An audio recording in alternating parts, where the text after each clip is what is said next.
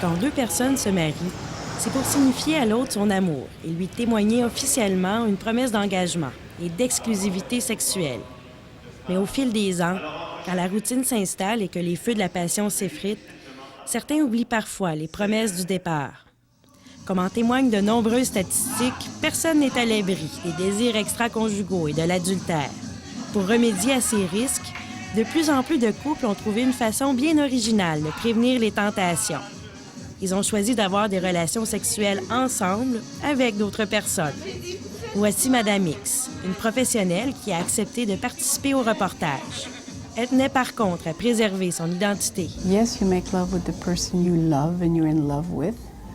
But why would you not do it with someone who pleases you very well, with whom you have that seduction game, and why not play it to its fullest? Bienvenue sur le Montreal Sexy Boat, un concept unique qui est convoité par plusieurs adeptes de l'échangisme.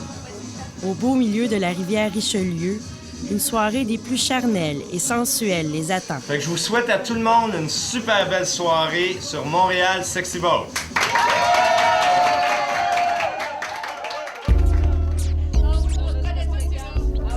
C'est sur la piste de danse que la tension sexuelle et les désirs se manifestent.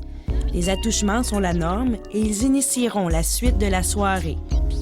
Plus tard, lorsque la chimie se développe, les couples réaliseront avec d'autres couples leurs fantasmes les plus fous. Elle, là, c'est une gourmande. Ben, gourmand, la bouche pleine, toi. Et contrairement à ce qu'on pourrait croire, la jalousie n'existe pas chez les échangistes. When I see my friend making love with another woman, I find it exciting. Une pratique qui est de plus en plus populaire. Au Québec, on retrouve une vingtaine de clubs échangistes et il serait des dizaines de milliers à les fréquenter. Jean Hamel est l'auteur d'un livre qui tente de démystifier l'échangisme. Il est également président de l'Association des échangistes du Québec.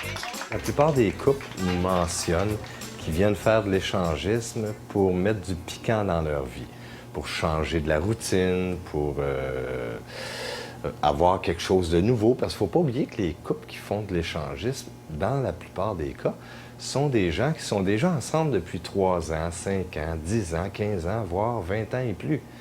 Fait qu'après avoir exploré le corps du conjoint ou de la conjointe pendant un certain laps de temps, bien, ils veulent en venir à avoir d'autres sortes d'aventures, d'autres sortes d'excitements.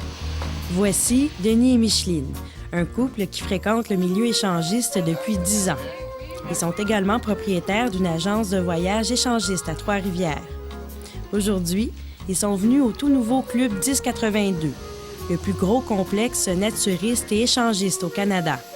Les employés en ont profité pour leur faire la visite du propriétaire. Alors, à quoi ça sert, ça, là? Qu'est-ce qui se passe ici? Pour les athlètes. Ici, tout est organisé pour que la clientèle vive des soirées excitantes et paradisiaques. Mais au 1082, le libertinage a tout de même sa limite. C'est normal de jaser avec les gens avant de faire la chose. Par contre, à partir du moment où la fièvre augmente, vous devez fermer votre porte et la verrouiller. Parce que moi, je peux vous dire de quoi le milieu échangiste m'a pas rendue heureuse, mais a fait que je suis encore heureuse. Et puis, qu'est-ce qui est le fun, c'est qu'on vit pas une vie plate. Elle n'est pas plate, notre vie. On n'existe pas, nous. On fait pas on vit. Moi, si je mourrais demain matin, je remercie bon Dieu parce que j'ai fait plein d'expériences dans ma vie. Puis des expériences que plein de monde ne feront jamais. Puis qu'il a envie de faire. Je le remercie parce que ma vie aurait été belle. Nous sommes présentement à l'Orage, un des clubs échangistes les plus populaires au Québec. Ici, la soirée débute sur la piste de danse, un endroit propice pour établir les premiers contacts. Par la suite, si les échanges éveillent le goût de l'aventure, les couples se dirigent au sous-sol où des chambres sont mises à leur disposition. Ils pourront répondre à leurs désirs sexuels tout en évitant les tricheries extra-conjugales. You get married around, let's say around 25, you're going to live until 75, 50 years. I mean, that's a lot to say. I'm not going to go with anybody else. Hey, come on. And then there's the cheating. Yeah. And I don't really like that. Cheating means lies, and that for me is the sin. But open, shared sexuality, absolutely. Un nombre étonnant de Québécois se disent ouverts à vivre l'expérience d'une soirée échangiste. Il serait 14 %. Par contre, si vous êtes de ceux qui ne font pas la différence entre l'amour et la sexualité, l'expérience risque de vous décevoir. Le point commun des échangistes est qu'il n'existe aucun engagement émotionnel. C'est d'abord et avant tout du sexe récréatif. Même si ce genre de pratiques font encore l'objet de nombreux préjugés, Denis et Micheline n'ont aucune difficulté à assumer leur mode de vie. Ce qu'on vit, ça nous regarde que nous.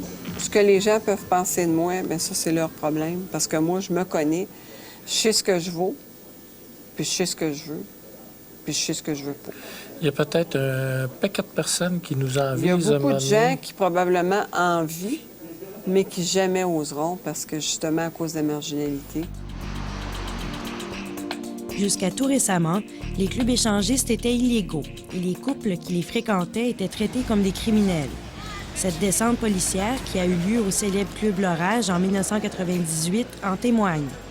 Choqué par la rudesse des traitements policiers, Denis Chenel, propriétaire de la bâtisse du Club 1082, a entrepris un procès dans le but de légaliser les clubs échangistes. J'ai vécu 2 décembre. Puis moi, vous dire, il y a une affaire, ils ont traité le monde là, comme si c'était des plus pourris qu'il y avait au monde. Comme si c'était de la pourriture. Puis des gens très, très normaux, là, comme tout le monde, qui veulent vivre leur fantasme, mais pas se cacher.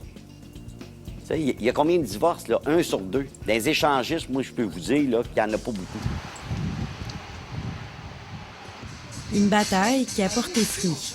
Le 4 juillet 2003, les clubs échangistes sont devenus officiellement légaux au Canada.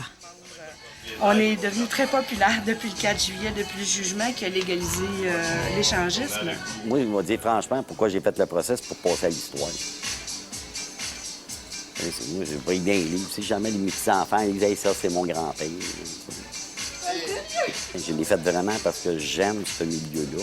J'adore ce milieu-là. Puis c'est un milieu qui est vrai, c'est un milieu qui est le fun, c'est un milieu qui est pas drable.